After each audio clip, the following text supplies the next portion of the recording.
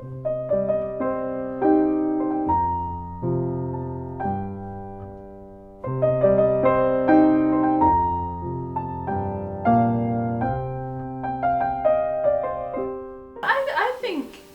think humour is a very important way of how I cope with me and my mum share my black humour. We laugh about it all the time. It may not appear funny to people outside, but she'll say something like, oh, I'm going to buy you that handbag cake because you don't need your inheritance. So we'll just both burst out laughing. Yeah, exactly. And it's funny. When It's really funny. But people, you don't see a comedian in the comedy club standing up and giving a good old laugh about that. I think it's just so rare to talk about death in an open way. And people around me struggled with how I was about it initially. I've come round to my way of thinking now, because I joke about death. I've got very black humour about it. I'm always telling us, well, I'm going to pop my clogs so it doesn't matter, or, this and that. I'm going to be pushing up the daisies and things. And initially people were shocked by me speaking like that. But now people around me have got used to that, and I think more people need to be open and talk about it, and then death wouldn't be so taboo. I suppose it is taboo in a sense. It wouldn't be so not talked about, it would be more accepted and people would be more realistic. And then we wouldn't have media debates about the local care pathway because people would be more accepting of what's going to happen to them. There's definitely a societal reluctance to talk about it. Yes. But you've got so much experience of actually doing it, but then I know you have in a medical context.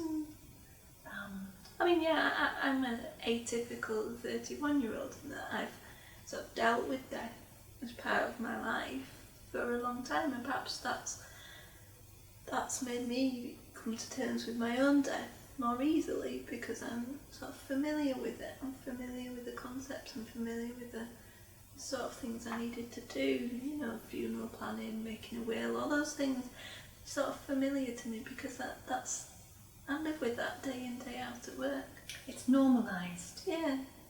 And if there was some way we could do that for everyone, that would be lovely. It would be lovely. It would be lovely. It's a subject that people are afraid to address. And I think that the subject has attached to it all sorts of rather unwieldy emotions that people are quite afraid of, like fear, distress. People are afraid to say the words too, aren't they? A lot of people pass on. Yeah. Or pass. In my Grim Reaper talk, I always try and say the D word because I think it needs to be said, and I think there's lots of euphemisms out there that just they sort of cloud the situation. I think people die, people live, and then they die, and I think accepting that is half the battle. I don't like the media rhetoric about cancer patients are always warriors, heroes, put on a pedestal, they're brave, we're fighting a battle. I don't like that language. I think we're just human beings living the life that we've been given and coping with the cards we've been dealt. I don't see why wartime speech should come into it. I really don't. Because then people feel like they've lost when they die. And that shouldn't be the case. We should celebrate somebody's life when they die. We shouldn't be viewing them as losers. I've seen it happen to lots of patients. the positive patients do better and the negative patients do worse. The negative patients tend to have more pain, they tend to survive less. And I'm sure the fact that I'm still here, I shouldn't be here. I've outlived the median survival for my cancer, so I really shouldn't be here. The fact I'm still here and well is because of my attitude. It's not really because of treatment, because I done that ages ago. So I think the fact I'm still alive and kicking, as I call it, is because of attitude. I think it's good to represent dying and terminal illness in a positive way though, because a lot of people's mindset is towards a very harrowing image. You know, a cachectic, distressed looking patient who's... Please mum, what's the cachectic? Oh sorry, really skinny looking, frail, sort of distressed, in pain looking patient. Terrifying. Who looks like a patient. Oh. And that's the image people have in their minds of terminal illness, and perhaps by looking like the girl next door and try and alleviate that a little bit. For some reason, what you do and say has attracted a lot of attention. It's like a zeitgeist. Why do you think that is? What is it about what you say that catches in people's mind? And it clearly does. I have no idea. I don't understand it. When I was writing my first book, I didn't ever think anybody else was going to read it. Or maybe my family might have a little read, perhaps after I died, to see what was going through my mind. I never thought that anyone was going to actually think about what I'd written, or even find it useful. But I showed what I'd written to my boss, and he was like, "Okay, seriously, you need to publish this. Doctors need to read this. They need to know what it feels like. And you've got such a powerful voice because you're one of us. You might be a patient, but you're also one of us, and they'll listen to you, and it's really important. You've got to publish it." I was like, "Okay, well, maybe I'll publish it." And we printed 100 copies, and I was like, "I don't think I'll sell all these." But it just went crazy, and people were all over the country and all over the world even writing to me all of a sudden. "Oh man, you've changed how I practice medicine, you've changed how I think about patients, how I, it's a real wake-up call to make me more patient-centred and things." And this is very, very strange. At first I was like, why do they want to listen to me? I have no idea. But I guess Frank was right, that I do have a very powerful voice. And perhaps me using that powerful voice in the media end of life debate and things is a good thing, because I'm not just another doctor banging on about how we look after people and have no concept of what it actually feels like. I'm going to be there myself, and I have sort of a double-edged sword to live with. I was thinking, this must be wonderful as a doctor to know that you can do this, because you want to make people better, you want to help people. Yeah.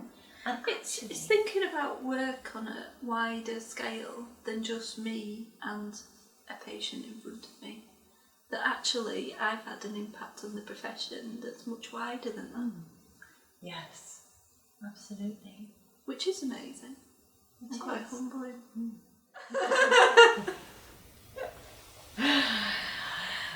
So, Dr. Granger, I'm going to paint you. Do you sit in this room often? Yeah. Do you like this room? Yeah. And is that your seat that you're sitting in? Yeah. Well, I shall take a few snaps. you see, sitting as you are, I like the wallpaper behind you. Oops. I like the wallpaper behind you. Let me just come down here. That wallpaper's got a bit of a story. We bought that wallpaper ages ago, and we always said, oh, we're going to have a feature wall in our living room, and I found it in a nice shop. And we put it away thinking, oh, we'll get round to doing it one day, and never got round to it.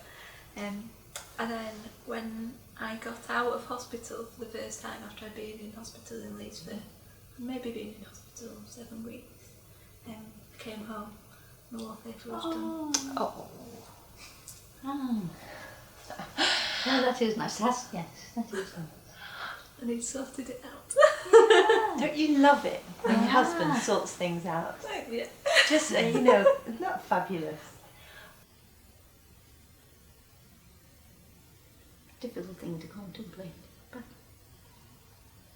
Well, I don't know, I've thought about it from some respects. I've thought about the sort of music I want, and sort of talked to Mum about one of my memories from being a child, like really fond memories, Mum reading to us. So I've told Mum she's got to read The Hobbit to me. As you're dying.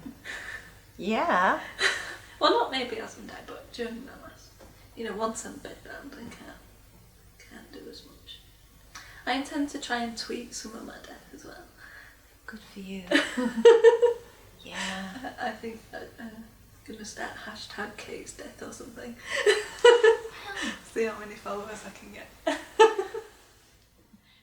I mean, I think our funerals are just, they're not good enough, are they? no, They're they not. are not. They're not celebrations of life. They're too short. They're too clinical almost.